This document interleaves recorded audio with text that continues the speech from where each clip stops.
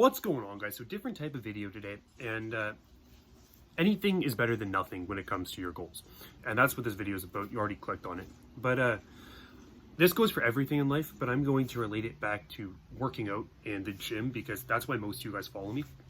So we're going to relate it to that, but remember, you can use this for anything in life. So the big thing is a lot of people tell me they don't have enough time to train effectively. That's the word I hear a lot. And you don't have to train perfectly or optimally to get results. And nothing in life is perfect.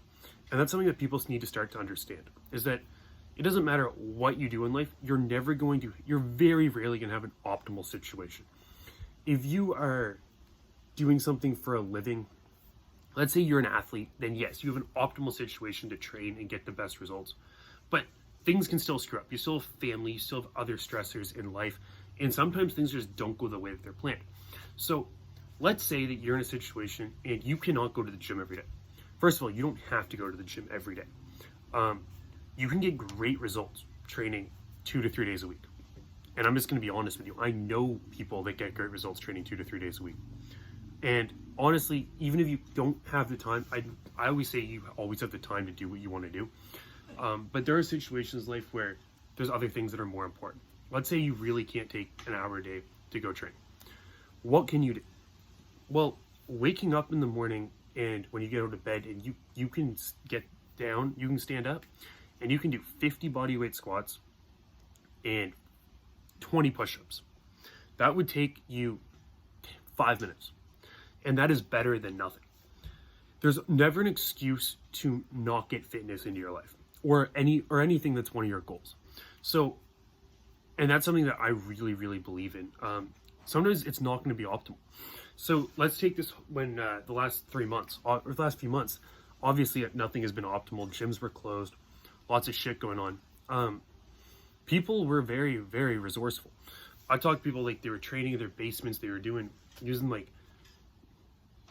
bricks, like they were doing all kinds of things, old tires, flipping them around. People were resilient and found ways to train in non-optimal situations, and people were still getting great results. So let's say you can only go to the gym 2 days a week. Well, you can do an upper body, lower body split. You can do push-pull legs and just train on the days you can. Optimally, yes, you're going to be training 6 to 7 days a week, but that's not always realistic for everybody. Lately, I've been training 3 days a week, 3 to 4 days a week for the last few weeks, and honestly, I've been getting great results. So it's really just about going in and doing something, and that's for all of your goals. And a big one that I'll relate it to is saving money. Let's say you want to purchase small actions add up. So if you go to the gym 1 day a week, 2 days a week for 6 months, you're going to notice significant changes. If you save $50 a week for 6 months, it becomes more significant. So stuff like this are things that, like, it doesn't seem like a lot, but over time it adds up. And that's something that I think is extremely important that people start to understand, that it doesn't have to be anything massive. If you go to the gym for 30 minutes 3 days a week, you can be in really good shape. And I know a lot of people will say, I'm not training these 3 months because I'm super busy, I'm stressed with exams, stressed with all this stuff. Well, you still have time to do something. And that's all I'm saying, is that figure out what amount of time you can commit to something and stick with it. So it doesn't have to be extreme. And another one I want to relate it to is diet. I feel like I can't eat only, 1,500 calories a day and lose a pound a week. You don't have to. That's a very aggressive diet. You would lose 25 pounds in 6 months. That's a lot of weight. Well, what if you eat just below maintenance, 100 calories below maintenance? You're not going to be that hungry. You're probably going to feel pretty good. But over 6 months, let's say you lose 5 pounds. Let's say you stay on track with that for 2 years. So you're down 20 pounds. You're only 20 pounds overweight. So in a couple years, versus not do anything and wait till you have the right time to do it, you just start slow and eventually you're there. And you never needed the perfect time to do it. If that makes any sense. So people need to stop overcomplicating things and think they need the perfect situation to start towards their goals. Just start doing something, and over time, the results will come.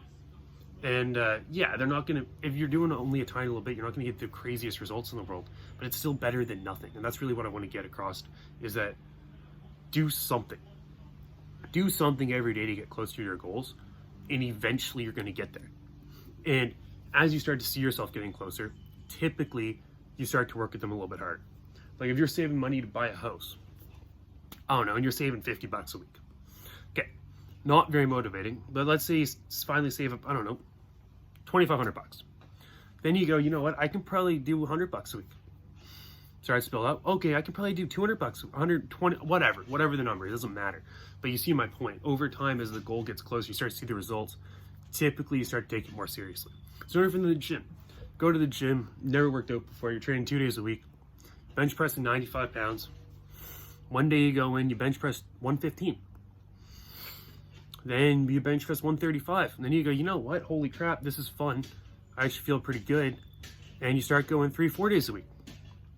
Okay, now you bench press 185. You're squatting 225. Like deadlift, I don't know, 315, whatever the number is.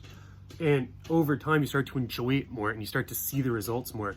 And you make the time for it. You make the sacrifices because you see the results. Does that make any sense?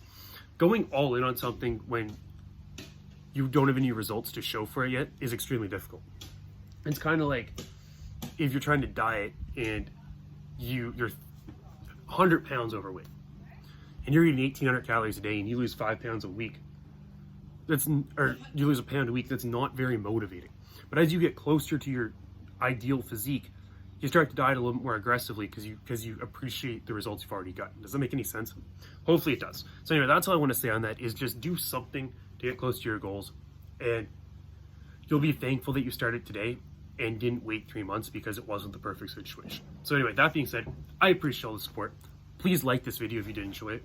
Subscribe to the channel if you haven't already, and I will talk to you guys soon.